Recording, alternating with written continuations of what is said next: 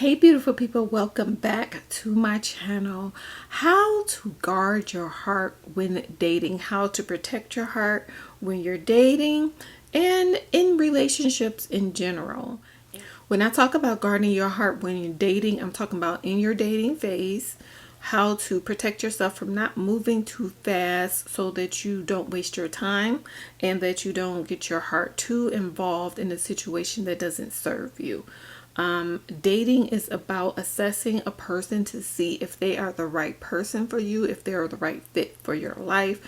But first, let me introduce myself. My name is Sonya. I am a certified life coach, self-love advocate here to help you heal so that you can date in a safe, healthy manner and build healthy relationships. If you are new to my channel, welcome. If you are coming back, thank you so much for supporting me, family. So let's talk about guarding your heart. Number one, okay, it is so very important that you are clear on your own intentions of dating.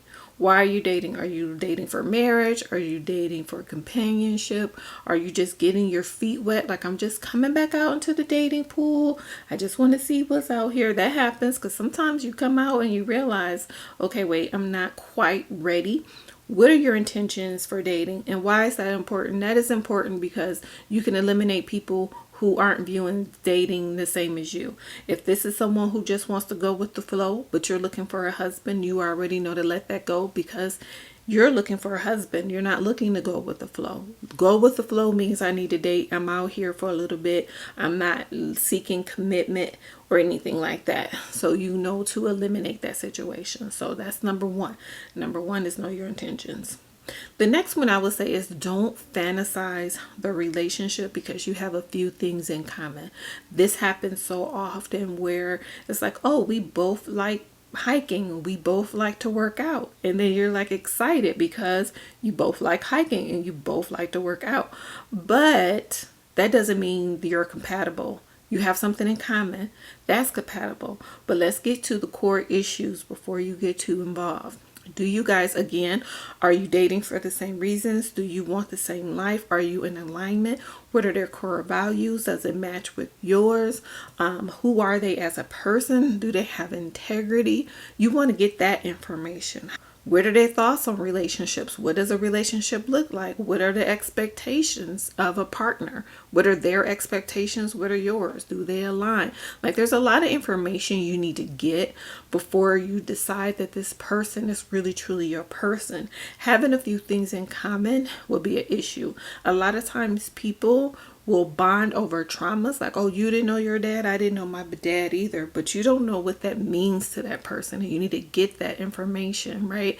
That for them could mean that they have severe abandonment issues, and it can really be a very anxious attachment style where they won't let you go, and they can be what people call quote unquote clingy, or this could mean they have a very avoidant attachment style, which may not work for you, where they constantly push you away. You need to get that information. Number two, pray for discernment. Discernment and your intuition, your source, whatever that means. Jesus Christ, God, higher self, source, whatever your connection is, whatever your belief systems are, that is so important to bring into the dating field.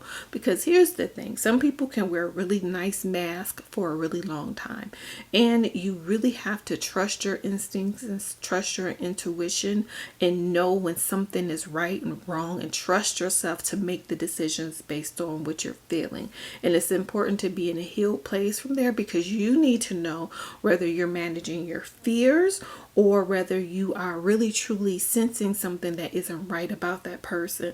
You don't want to ignore those things, because we often ignore those things, get into a relationship with this person, and the very thing we were concerned about is the problem times 10, right? Like, you saw that they had aggressive behavior early on, but you proceeded, you kind of ignored it, you may have excused it away. We've been taught to do that, right?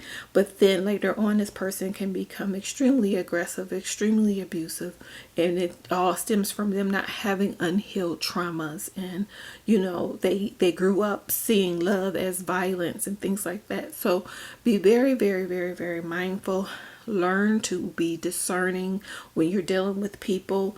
Also, one thing I want to say is that it's important that you pray and meditate on individuals that you meet and ask for guidance, ask for wisdom, and ask for tools. Once you pray for discernment and wisdom and tools, it makes it easier for you to move on.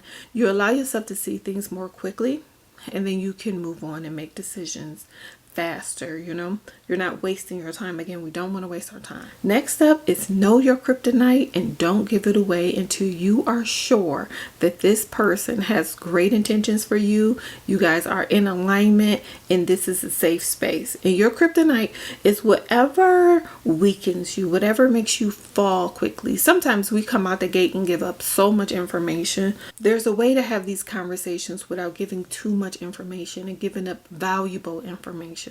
Right? If you know what makes you fall in love quickly, don't give that information up. Sometimes we give the person the whole playbook. We tell them everything from A to Z. And if that person's intentions aren't good, what they're going to do is take all that information, become who you want